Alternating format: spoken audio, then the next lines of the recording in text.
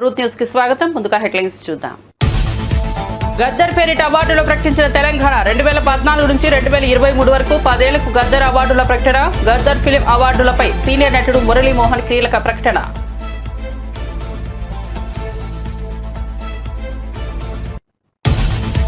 పాట్నా విమానాశ్రయంలో యువ క్రికెటర్ వైభవ్ సూర్యవంశీని కలిశానని మోదీ వెల్లడి. వైభవ్తో పాటు అతని కుటుంబ సభ్యులతో కూడా భేటీ అయ్యానంటూ వివరణ.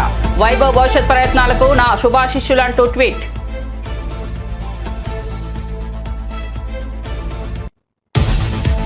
చంద్రబాబు వ్యాఖ్యలపై బీఆర్ఎస్ నేత జగదీష్ రెడ్డి విమర్శలు. హైదరాబాద్ అభివృద్ధి అంతా తానే చేశాననడం హాస్యాస్పదమని ఎద్దేవా. కేసీఆర్ పాలనలో తెలంగాణ తలసరి ఆదాయం 3.70 లక్షలకు చేరిందని వెల్లడి.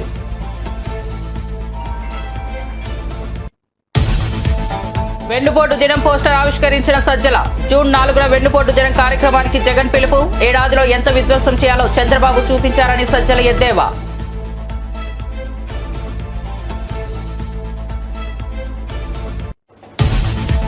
బీఆర్ఎస్ గా మారిన టీఆర్ఎస్ కు ప్రజలు వీఆర్ఎస్ ఇచ్చారన్న రఘునందన్ రావు. కవిత పార్టీ పెట్టడం గ్యారంటీ అని వెల్లడి. కేసీఆర్ ఫ్యామిలీ తెలంగాణ సమాజానికి చెల్లని రూపాయిగా మారిందని వ్యాఖ్య.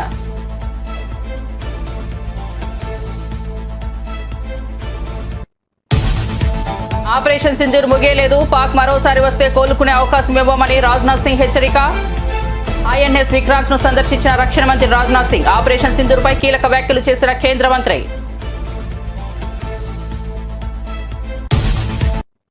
ఇక వార్త వివరాల్లోకి వెళ్తే తెలంగాణ ప్రభుత్వం గద్దర్ ఫిల్మ్ అవార్డులను ప్రకటించింది. 2014 నుంచి 2023 వరకు ఉత్తమ చిత్రాల జాబితాను వెల్లడించారు. రన్ రాజారన్, రుద్రమదేవి, శతమానం భవతి, బాహుబలి 2, మహానటి, మహర్షి, అలా వైకుంఠపురంలో, ట్రిపులార్, సీతారామం, బలగం సినిమాలు వరుసగా ఉత్తమ చిత్రాలుగా ఎంపికయ్యాయి. ప్రజాకవి కాళోజీకి స్పెషల్ జ్యూరీ అవార్డు లభించింది. బాలకృష్ణకు NTR national film award, Vijay దేవరకొండకు కాంతారావు అవార్డు, మణిరత్నంకు పైడి జయరాజ్ అవార్డు, అట్లూరి పూర్ణచంద్రారావుకు నాగిరెడ్డి మరియు చక్రపాణి అవార్డు, సుకుమార్కు బిఎన్ రెడ్డి ఫిలిం అవార్డు ప్రకటించారు. సినిమా పరిశ్రమలో విశిష్ట సేవలకు గాను ఈ అవార్డులు లభించాయి. పాఠశాల థర్డ్ బెస్ట్ ఫిలిం అల్లుడు శ్రీను. అలాగే 2015 best film, first best film Rudramadevi. Second best film Kanche. Third best film Srimanthudu. 2016లో first best film Shatamanam Bhavati. Second best film Pelli Choopulu. Third best film Janatha Garage. అలాగే 2017లో first best film Baahubali Conclusion. Second best film Fidaa. Third best film Ghazi. అలాగే 2018లో first best film Mahanati. Second best film Rangasthalam. Third best film care of Kancharapalem. 2019లో first best film మహర్షి. Second best film Jersey. Third best film Mallesham. అలాగే 2020లోకి వచ్చేటప్పటికి first best film Ala Vaikunthapurramuloo. Second best film Colour Photo. Third best film Middle Class melodies.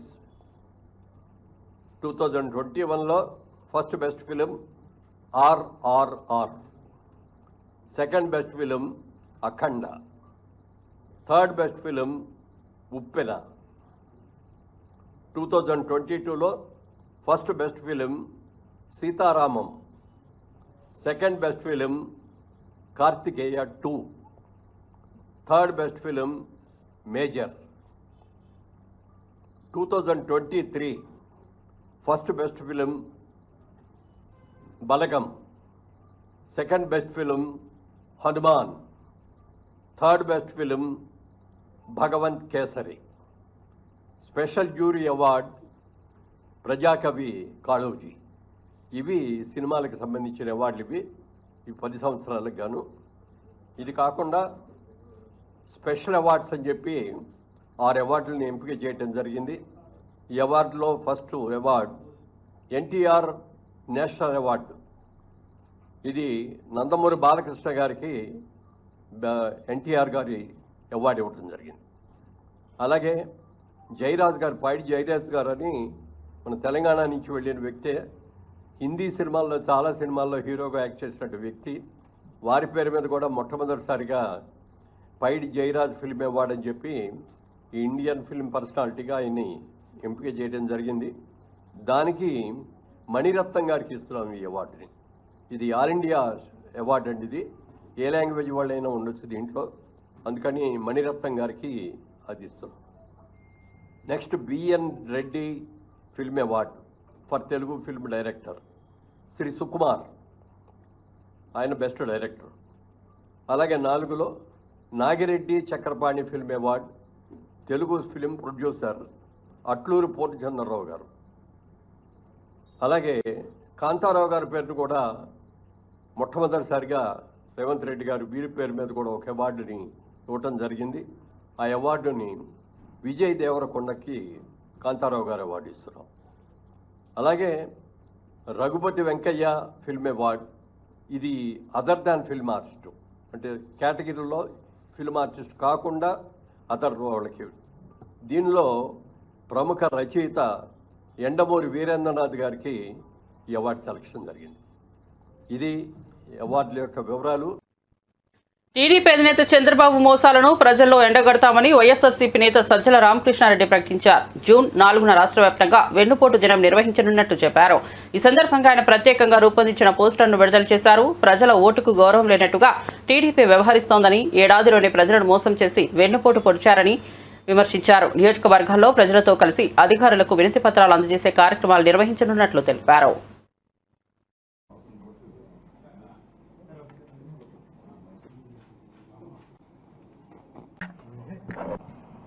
పూర్తిగా అమలు చేయకుండా అడ్డంగా ప్రజలను మోసం చేయడం కానీ బహుశా చరిత్రలో ఎప్పుడూ జరిగి ఉండదు. దాన్ని ప్రశ్నించకుండా, గొంతు అనేది లేవకుండా భయోత్పాతం క్రియేట్ చేసిన స్టేట్, అంటే రాజ్యం, స్టేట్ ప్రభుత్వమే భయోత్పాతం క్రియేట్ చేసిన చరిత్ర కూడా బహుశా ఎక్కడా ఉండదు. అది ఏడాదిలోనే, ఒక్క ఏడాది కాదు, వచ్చిన రోజు నుంచే బహుశా దేశ చరిత్రలోనే కాదు ప్రపంచ చరిత్రలో కూడా అరుదుగా ఇచ్చిన హామీలన్నీ దాదాపు 99% దాకా 98% దాకా తొలి ఏడాదిలో పూర్తి చేసిన ఘనత జగన్మోహన్ రెడ్డి గారిది అయితే, అలాగే వినూత్నమైన విప్లవాత్మకమైన వ్యవస్థలను సృష్టించి ఆచరణలోకి తీసుకొచ్చి తద్వారా రాష్ట్రానికి, ప్రజలకు ఎప్పుడు ఏ పాలనలో కూడా 5 ఏళ్లకు ప్రజలు ఇచ్చిన మ్యాండేట్ ఏదైతే ఉందో ఆ పాలనలో చేయని విధంగా, ఎక్కడా జరగని విధంగా జగన్మోహన్ రెడ్డి గారు మేలు చేస్తే, నేను ఏడాదిలోనే ఏం చేయగలను అనేది చంద్రబాబు నాయుడు గారు చూపించారు. వాటన్నిటిని విధ్వంసం చేశారు. పెట్టిన పెట్టుబడి, దాని మీద సామాజిక పెట్టుబడి కావచ్చు, ఆర్థికంగా కావచ్చు, అవి కూడా వృధా అయ్యేట్టు చేశారు. ఇంకో పక్క ఏడాదిలో ఎంత పవర్ చేతిలో ఉంటే దుర్మార్గంగా వ్యవహరించవచ్చు అనేది కూడా పూర్తి కాన్సన్ట్రేటెడ్ ఎఫెక్ట్లో అది కూడా చూపించారు. అన్నిటికంటే ఘోరం ఏమైందంటే ప్రజలను మోసం చేయడం. ఆ రోజు జగన్మోహన్ రెడ్డి గారు చెప్పారు, ఈయన ఏది చేసేవి కాదు, అమలు చేయడానికి అసాధ్యమైనవి. అవన్నీ చేయాలంటే 1,75,000 కోట్లు ఎంతో కావాలని ఆ రోజు లెక్క అయింది. దానికి కేవలం పథకాలకే. అది అసాధ్యమని చంద్రబాబు నాయుడుకు తెలుసు కాబట్టి ఆ అసాధ్యమైన హామీ చేసేటప్పుడు చిన్నది ఎందుకు చేయాలని అడ్డగోలుగా అసలు ఇంపాసిబుల్ హామీలు చేశాడు. ఇప్పుడు అది ఇంపాసిబుల్ అనేది తనే అంటున్నాడు. అది ఎట్లా అవుతాయి? కాదు కదా. దాని బదులు నేను సంపద ఇంకో రకంగా P4 ద్వారా, అంటే స్పాన్సర్షిప్ లాగా ఉన్న తీసుకొచ్చి వాళ్ళకి మిమ్మల్ని కలుపుతాము, మీరు చూసుకోండి అని అంటున్నాడు. లేదా సంపద సృష్టించే ఇదేదంటే నా చెవులో చెప్పండి అంటున్నాడు. అంటే నా బాధ్యత లేదంటున్నాడు, తన బాధ్యత ఏది లేదంటున్నాడు. ఇంకా ఈ మధ్య కొత్తగా ఇవన్నీ ఎందుకు 29 కంతా అసలు పేదరికం 0 చేస్తాం కదా, ఎక్కడ ఉండదు, ఇంకా అందువల్ల అవసరమే ఉంది అని అంటున్నాడు. సో ఇంత మోసం బహుశా ఎక్కడా ఉండదు. మరి ఇది ఆయన ఆ రోజు 95లో తనను హక్కున చేర్చుకున్న మామను వెన్నుపోటు పొడిచిన చంద్రబాబు నాయుడు బహుశా 24లో మధ్యలో 99లో మోసం చేశాడు, 2014లో చేశాడు, పరాకాష్ట 2024లో. అప్పుడు కనీసం ఏదన్నా ఇది అమలు చేస్తాను, చేసే ప్రయత్నం చేస్తానైనా చూపించడానికి, మభ్యపెట్టడానికి ప్రయత్నం చేసేవాడు. కానీ ఈసారి అది కూడా లేదు, బరి తెగించి అవును కుదరదు ఏం చేస్తారని అడుగుతున్నాడు. ఈ మధ్య ఎక్కడో మీరు మాత్రం ఏం చేస్తారని రైతులను ఉన్న ప్రశ్నించాడు. నీకు అప్పు ఇంత ఉంది, ఇదైతే నువ్వు ఎట్లా చేస్తావు, చేయలేవు కదా అని. మరి అప్పు చేయట్లేదా, ఎందుకు చేయట్లే? ఈ 1,37,000 కోట్లు ఎంతో తొలి సంవత్సరంలోనే చేశాడు. ఎక్కడికి పోయింది తెలియదు. ఒక్క డెవలప్మెంట్ కానీ సంక్షేమ కార్యక్రమాలు కానీ లేవు. సో ఇంత దారుణమైన ఇది ప్రశ్నించకుండా, ఈ అన్యాయాలను ప్రశ్నించకుండా ఉండే రకంగా బీఆర్ఎస్ ఎమ్మెల్సీ కవిత వ్యాఖ్యలపై బీజేపీ ఎంపీ రఘునందన్ రావు తీవ్రంగా స్పందించారు. దొంగలకు డబ్బులు ఇచ్చి వార్తలు రాయిస్తే అలాంటి పెయిడ్ ఆర్టిస్టులు ఎవరో సీఎం కేసీఆర్ కు తెలియదనుకోవడం విడ్డూరమన్నారు. యూట్యూబ్ ఛానల్లో ఇలా పెట్టిస్తున్న వారిపై వెంటనే చర్యలు తీసుకోవాలని డిమాండ్ చేశారు. అలాంటి వారిని గుర్తించి చట్టపరంగా చర్యలు తీసి లోపల వేసేలా చూడాలని అన్నారు. ప్రజలను తప్పుదారి పట్టించేలా వ్యవహరించే వారిపై కోపంగా ఉన్నామని స్పష్టం చేశారు. మీడియా వ్యవస్థను అపవిత్రం చేసే విధంగా వ్యవహరిస్తే కఠినంగా నడవాలని హెచ్చరించారు. ప్రజల్లో ఉండేటువంటి వ్యక్తిగా మేము ముందు ఉంచదలుచుకున్నాం. ఈ రాష్ట్రంలో 10 సంవత్సరాలు పరిపాలన కొనసాగించిన తర్వాత, అసెంబ్లీ ఎన్నికల్లో ఓడిపోయిన తర్వాత గొప్ప ఫలితాలను తెచ్చుకుంటాం, పార్లమెంట్లో ఏదో గొప్పలు చేస్తామని చెప్పి అనేక మంది గొప్పలు చెప్తే, పార్లమెంట్లో భారత రాష్ట్ర సమితి అనే పార్టీకి 0 స్థానాలను ఇచ్చిండ్రు తెలంగాణ ప్రజలు. అప్పుడే జనం అర్థం చేసుకున్నారు, టీఆర్ఎస్ పార్టీ అనేది చెల్లని రూపాయిగా మారింది. టీఆర్ఎస్ని బీఆర్ఎస్గా మార్చిన రోజే ప్రజలు టీఆర్ఎస్కి బీఆర్ఎస్కి రెండింటికి కలిపి వీఆర్ఎస్ ఇచ్చినారు. మీరు ఫామ్ హౌస్కు పరిమితం అయితే బాగుంటుందని చెప్పినారని చెప్పేసి వాళ్ళని పంపించినారు. తర్వాత ఏదో కొత్త కథలు వెళ్తా ఉన్నారు. బీజేపీ బీఆర్ఎస్ బీజేపీలో కలుస్తామన్నారు, విలీనం చేసుకుంటామన్నారు. అట్లా అప్పుడప్పుడు జనాలలో ఉండేందుకు టీఆర్ఎస్ పార్టీ లేదా బీఆర్ఎస్ పార్టీ ప్రయత్నాలు చేస్తూ వచ్చింది. ఈ మధ్యకాలం లోపల 2 ఎన్నికలు, ఎమ్మెల్సీకి సంబంధించి 3 ఎన్నికలు జరిగినాయి. 2 ఎన్నికలు టీఆర్ఎస్ పార్టీకి బాగా పట్టున్నది. బామర్ది, చెల్లె, నాయన అందరూ ఎమ్మెల్యేలు ఎంపీలు ఉన్నటువంటి నియోజకవర్గాలు అయినటువంటి కరీంనగర్, నిజామాబాదు, మెదక్ జిల్లాలకు సంబంధించి ఒక గ్రాడ్యుయేట్స్ ఎమ్మెల్సీ, ఒక టీచర్స్ ఎమ్మెల్సీ, 2 ఎమ్మెల్సీ ఎన్నికలు జరిగినాయి. టీఆర్ఎస్ పార్టీ కనీసం అభ్యర్థులు కరువైనరా లేదా వాళ్ళు ఎందుకు ఆలోచించారో ఏం ఆలోచించారో తెలియదు. కనీసం పోటీ చేసే పరిస్థితులలో టీఆర్ఎస్ లేనటువంటి పరిస్థితి. ఇది గ్రౌండ్ రియాలిటీ. మేము గెలిచినాం కాబట్టి మేము ఏదో అహంకారంతో మాట్లాడతలేం. మేము ప్రజలకు సేవ చేస్తూ ఉన్నాం, ప్రజలకు దగ్గర అవుతా ఉన్నాం. మా పార్టీ పూర్వస్వరూపం జనసంఘ పుట్టిందే అంత్యోదయ లక్ష్యంగా పుట్టింది. ఆ అంత్యోదయ లక్ష్యంగానే పనిచేస్తున్నాం. Eradication of poverty, eradication of poor, గరీబుల సేవ చేసేందుకే భారతీయ జనతా పార్టీ పనిచేస్తుంది. పేదలు, రైతులు, మహిళలు వీళ్ళ కోసం అనుక్షణం తప్పించేటువంటి పార్టీ భారతీయ జనతా పార్టీ. ఎవరు అడగకున్నా రైతన్నల కష్టాన్ని దృష్టిలో ఉంచుకొని 3 రోజుల క్రితం జరిగినటువంటి భారత కేబినెట్ గౌరవ ప్రధానమంత్రి నరేంద్ర మోడీ గారి నాయకత్వంలో మళ్ళీ రైతన్నలకు అన్నింటికి కూడా మినిమం సపోర్ట్ ప్రైస్ విషయం లోపల భారత కేబినెట్ ఒక నిర్ణయం తీసుకొని సుమారు 2.5 లక్షల కోట్లు భారత ప్రభుత్వం మీద భారం పడుతుందని తెలిసి కూడా ఎంఎస్పీని పెంచుతూ రైతన్నల్ని ఆదుకోవాలనేటువంటి ఆలోచన కలిగిన పార్టీ భారతీయ జనతా పార్టీ, నరేంద్ర మోడీ గారి నాయకత్వం. ఈ దిశగా భారతీయ జనతా పార్టీ ముందుకు పోతూ తెలంగాణ రాష్ట్రంలో కూడా ఒక పైస లేదని, మమ్మల్ని ఎవరు నమ్ముతలేరని, ఢిల్లీకి పోతే చెప్పుల దొంగలుగా మమ్మల్ని చూస్తుర్రని సాక్షాత్తు ముఖ్యమంత్రి లాంటి వాళ్ళు మాట్లాడుతున్న పరిస్థితులలో మేము నేషనల్ హైవేల పేరిటనో ఇంకో దాని పేరిటనో అనునిత్యం తెలంగాణలో ఒక రకమైనటువంటి డెవలప్మెంట్ యాక్టివిటీస్ కోసం డబ్బులు ఇస్తూ తెలంగాణ ప్రజలకి భారతీయ జనతా పార్టీ దగ్గరవుతూ వస్తూ ఉంది. గెలిచినటువంటి 8 మంది ఎంపీలు అనునిత్యం తెలంగాణ ప్రజల కోసం, తెలంగాణ రాష్ట్ర అభివృద్ధి కోసం, తెలంగాణ ప్రజల సంక్షేమం కోసం 24/7 తెలంగాణ రాష్ట్రం నుంచి గెలిచిన 8 మంది ఎంపీలం పనిచేస్తూ ఉన్నాం. రాష్ట్ర ప్రభుత్వం సగము, కేంద్ర ప్రభుత్వం సగం పెట్టి రైల్వే బ్రిడ్జిలు కట్టాలి, రైళ్లు చేయాలి, అండర్ పాస్లు చేయాలి, అన్ని గేట్లు తీసేయాలని పనిచేస్తూ ఉంటే సగం పైసలు ఇయ్యక కేసీఆర్ ప్రభుత్వం 10 ఏళ్ళు పోతే 18 నెలల్లో వీళ్ళు కూడా మా దగ్గర పైసలు లేవు, మేము పైసలు ఇవ్వమంటే తెలంగాణ రాష్ట్రంలో ఉన్న అనేక లెవెల్ క్రాసింగ్లు, రైల్వే క్రాసింగ్లు, అండర్ పాస్లు, ఇట్లా చాలా విషయాల లోపల కేంద్ర ప్రభుత్వమే సౌత్ సెంట్రల్ రైల్వే బోర్డు వీళ్ళందరూ కలిసి 100% పైసలు ఇచ్చి తెలంగాణలో railways development, national highways development ప్రతి అంశంలో ఎవరు మమ్మల్ని అడగకుండా మేమే ముందుండి పనిచేస్తూ వస్తూ ఉన్నాం.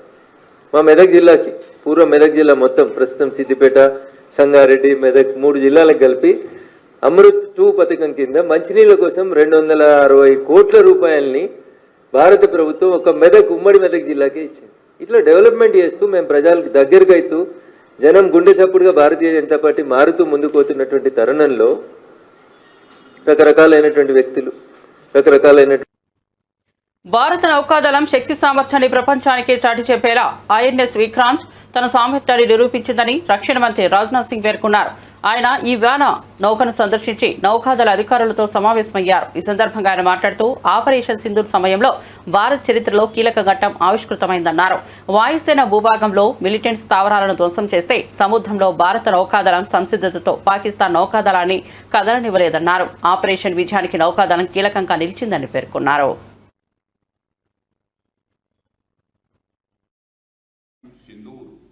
प्रारंभ किया तो हमारी आर्म्ड फोर्सेज ने जिस गति, गहराई और स्पष्टता के साथ कार्रवाई की, मैं मानता हूं वह अपने में अद्भुत था, वह बेमिसाल था। उसने न केवल आतंकवादियों की बल्कि उन्हें पालने पोसने वाले सरपरस्तों को भी स्पष्ट संदेश दे दिया है। भारत अब सहन नहीं करता है, भारत अब सीधा जवाब देता है।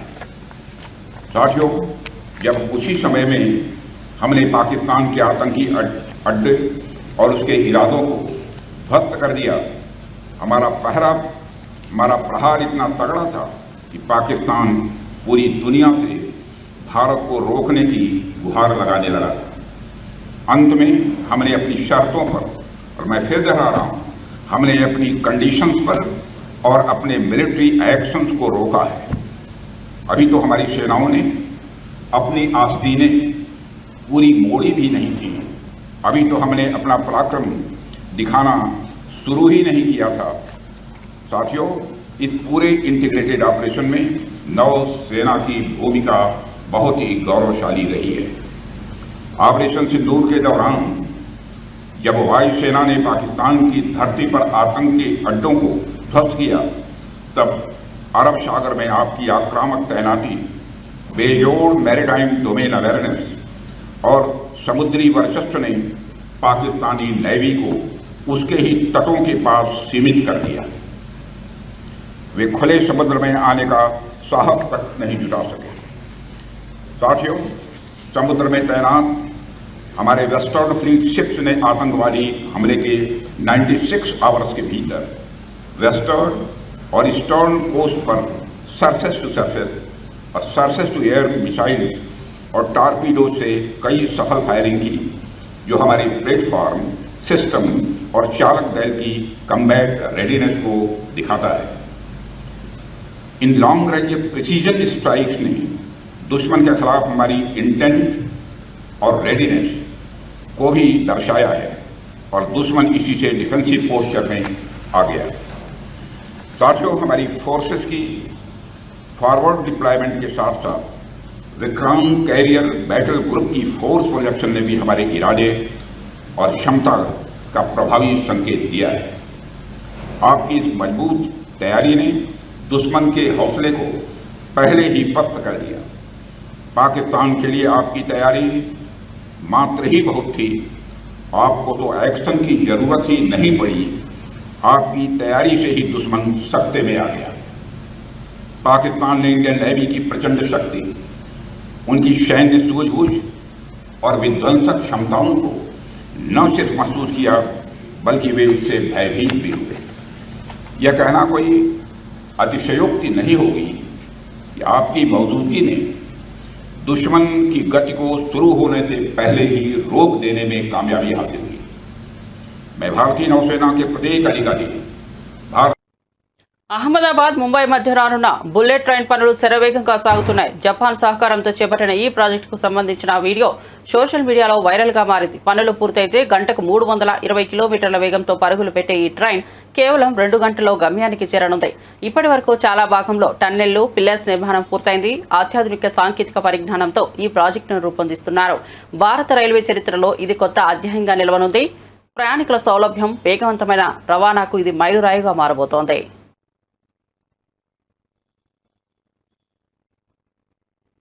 రాజస్థాన్ రాయల్స్ జట్టుకు చెందిన యువ క్రికెటర్ వైభవ్ సూర్యవంశీ తన తల్లిదండ్రులతో కలిసి ప్రధాని నరేంద్ర మోదీని కలిసిన సంఘటన ఇప్పుడు వైరల్ అవుతోంది. పట్నా విమానాశ్రయంలో జరిగిన ఈ సమావేశంలో మోదీ వారిని ఆప్యాయంగా పలకరించారు. యువ క్రికెటర్ వైభవ్తో పాటు అతని తల్లిదండ్రులపై ప్రధాని మోదీ అభినందనలతో పలికారు. ఈ హృదయమైన దృశ్యాలు సోషల్ మీడియాలో బాగా ప్రచారం పొందుతున్నాయి.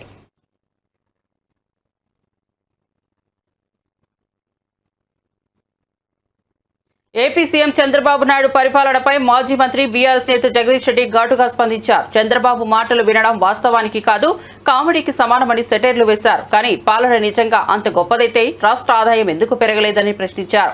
ఆర్థిక స్థితి మెరుగుపడలేదని, అభివృద్ధి గణాంకాలు వెనకబడుతున్నాయని విమర్శించారు. మేనిఫెస్టోలో చెప్పిన అభివృద్ధి వాగ్దానాలు కేవలం మాటలకే పరిమితమయ్యాయని ఆయన ఎద్దేవా చేశారు. చంద్రబాబు తీరుపై బీఆర్ఎస్ వర్గాల నుంచి సెటైర్లు ముదురుతున్నాయి. ఇవాళ భారతదేశంలో తెలంగాణ తలసరి ఆదాయం నెంబర్ 1 ఉంది.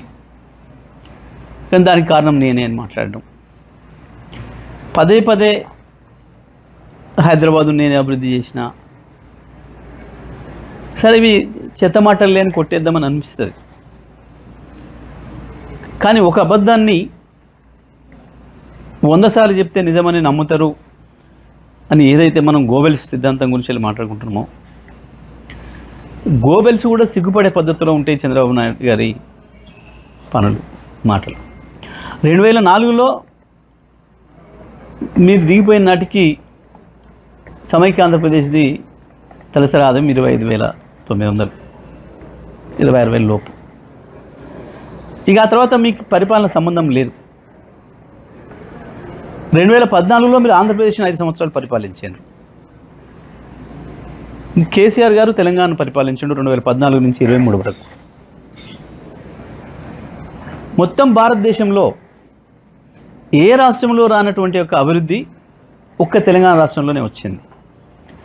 ఈ రంగం ఆ రంగం అని కాదు, ప్రతి రంగంలో అభివృద్ధిలో ఆకాశంలోకి దూసుకుపోయింది తెలంగాణ. 5 సంవత్సరాలు మీరు అక్కడ పనిచేసిండ్రు ఆంధ్రప్రదేశ్ ప్రత్యేక ఆంధ్రప్రదేశ్ ముఖ్యమంత్రిగా. అక్కడ పెరగలే ఆ పద్ధతుల్లో తలసరి ఆదాయం. ఒక తెలంగాణనే సమైక్య ఆంధ్రప్రదేశ్ నుంచి విడిపడ్డ నాడు కేవలం 1,12,000 తలసరి ఆదాయం ఉంటే ఇవాళ 3,60,000 వచ్చింది, 3,70,000 వచ్చింది దాదాపు. ఇవాళకి కూడా నీ ఆంధ్రప్రదేశ్ తలసరి ఆదాయం 2.5 లక్షలే. చంద్రబాబు నాయుడు గారు దీనికి సమాధానం చెప్పాలి. మీరు నిజంగా మీ పరిపాలన అంత గొప్పదే అయితే ఎందుకు మీరు ప్రత్యేకంగా పరిపాలించిన ఆంధ్రప్రదేశ్లో తలసరి ఆదాయాన్ని అభివృద్ధి చేయలేకపోయారు? ఆంధ్రప్రదేశ్ మీద మీకు ప్రేమ లేదు కన్నా ఎందుకు లేదు? 4 రోజులు ఉండి వాడుకొని పారేసే రాష్ట్రం కదా, మళ్ళీ ఎట్లాగా హైదరాబాద్లోనే వచ్చి డెవలప్ అయ్యి హైదరాబాద్లో కదా ఉండేది అన్న భావనతోనే. విజయనగరం పట్టణానికి సమీపంలోని రామనారాయణం ఆధ్యాత్మిక క్షేత్రంలో రాష్ట్ర ప్రభుత్వం ఆధ్వర్యంలో యోగాంధ్ర కార్యక్రమం భక్తి శ్రద్ధల మధ్య అట్టహాసంగా నిర్వహించారు. ఈ కార్యక్రమంలో మంత్రి కొండపల్లి శ్రీనివాస్, జిల్లా collector doctor BR Ambedkar, JCS Sethu Madhavan పాల్గొన్నారు. రామధనస్సు ఆకారంలో రూపొందించిన యోగా ప్రాంగణంలో 1,500 మందితో యోగాసన ప్రదర్శన చేపట్టారు.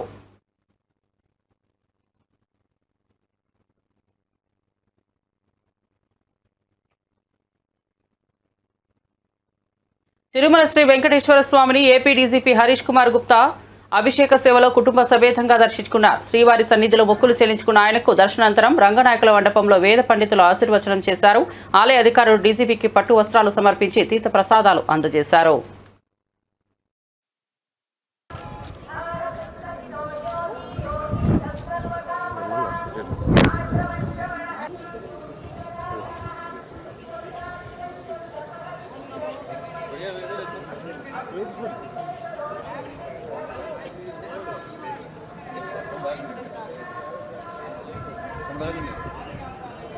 ఇక్కడ బండి ఎక్కేస్తారు కదా.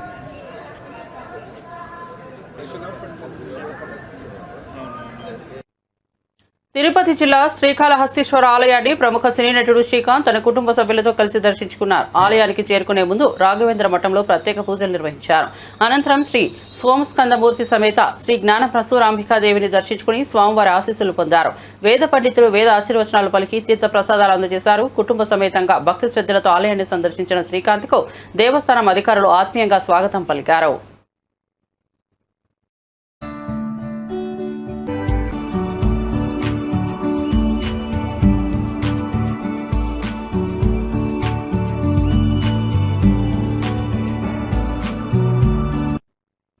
నైరుతి రుతుపవనాల ప్రభావంతో కడప జిల్లాలో వర్షాలు బాగా కురుస్తున్నాయి. ఉదయం నుంచి నల్లటి మేఘాలు ఆకాశాన్ని కమ్మేయడంతో వాతావరణం ఒక్కసారిగా చల్లబడింది. అనంతరం మొదలైన వర్షం గంటకు పైగా కొనసాగుతుంది. దాంతో వాహనాలు, పాదచారులు తీవ్ర అసౌకర్యాన్ని ఎదుర్కొంటున్నారు.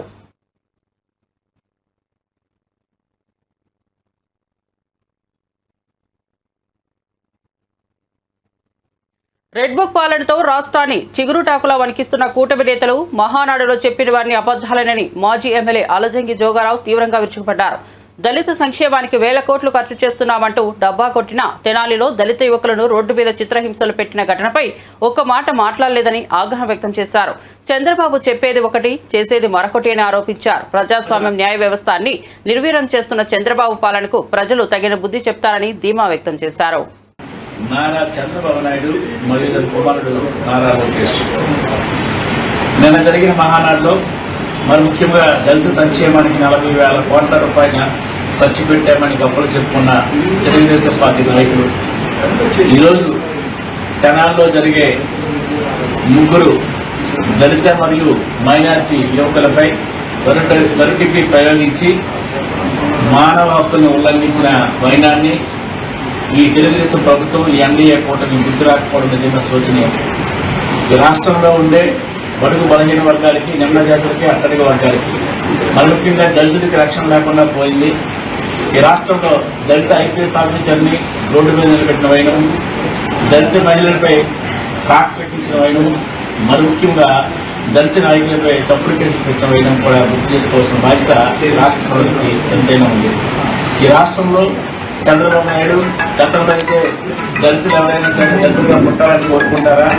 అలాగే ఈ రాష్ట్రంలో దళితులు ఏమో శుభ్రంగా ఉండడం మంత్రి అనే సందర్భం కూడా ఉంది. అటువంటి నాయకులు ఈరోజు దళిత సంక్షేమానికి పెద్దపీట వేసామని చెప్పి ఈరోజు గొప్పలు చెప్పుకున్న మహానాడులో గొప్పలు చెప్పుకున్న తెలుగుదేశం పార్టీ నాయకులకి ఈరోజు సూటిగా చెప్తున్నాం. దళితులను మీరు ఎంత అణచివేసినా, ఎంత ఇబ్బంది పెట్టినా, వాళ్ళపై ఎటువంటి కక్షాలు తీసుకున్నా మేమైతే సూటిగా ఒక మాట చెప్తున్నాం. ఈ రాష్ట్రంలో ఉండే బడుగు బలహీన వర్గాలు కానీ, నిమ్న జాతులు కానీ, అట్టడి వర్గాలు కానీ, దళిత వర్గాలు కానీ వైఎస్ జగన్మోహన్ రెడ్డి గారి పరిపాలనలోనే సురక్షంగా ఉన్నామని ముక్తఖండంతో చెప్పడం జరుగుతుంది. కాబట్టి ఖచ్చితంగా తెలుగుదేశం పార్టీ నాయకులకు కానీ, నారా చంద్రబాబు నాయుడు కానీ, లోకేష్ గారు చెప్తున్నాం. బులెటిన్ ముగించే ముందు హెడ్లైన్స్ మరోసారి చూద్దాం. గద్దర్ పేరిట అవార్డులు ప్రకటించిన తెలంగాణ 2014 నుంచి 2023 వరకు 10 ఏళ్లకు గద్దర్ అవార్డుల ప్రకటన. గద్దర్ ఫిలిం అవార్డులపై సీనియర్ నటుడు మురళీమోహన్ కీలక ప్రకటన.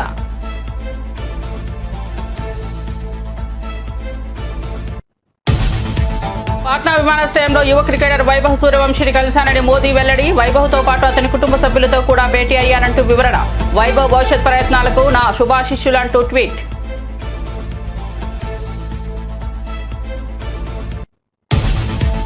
చంద్రబాబు వ్యాఖ్యలపై బీఆర్ఎస్ నేత జగదీష్ రెడ్డి విమర్శలు. హైదరాబాద్ అభివృద్ధి అంతా తానే చేశాననడం హాస్యాస్పదమని ఎద్దేవా. కేసీఆర్ పాలనలో తెలంగాణ తలసరి ఆదాయం 3.70 లక్షలకు చేరిందని వెల్లడి.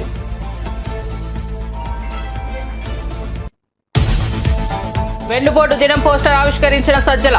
జూన్ 4న వెన్నుపోటు దినం కార్యక్రమానికి జగన్ పిలుపు. ఏడాదిలో ఎంత విధ్వంసం చేయాలో చంద్రబాబు చూపించారని సజ్జల ఎద్దేవా.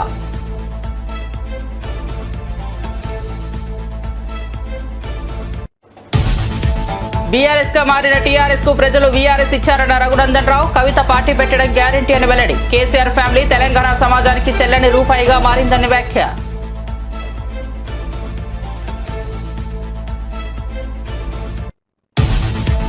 ఆపరేషన్ సింధూర్ ముగియలేదు. పాక్ మరోసారి వస్తే కోలుకునే అవకాశం ఇవ్వమని రాజ్నాథ్ సింగ్ హెచ్చరిక. ఐఎన్ఎస్ విక్రాంత్ ను సందర్శించిన రక్షణ మంత్రి రాజ్నాథ్ సింగ్. ఆపరేషన్ సింధూర్ పై కీలక వ్యాఖ్యలు చేసిన కేంద్ర మంత్రి. మరిన్ని అప్డేట్స్ కోసం చూస్తూనే ఉండండి ట్రూత్ న్యూస్.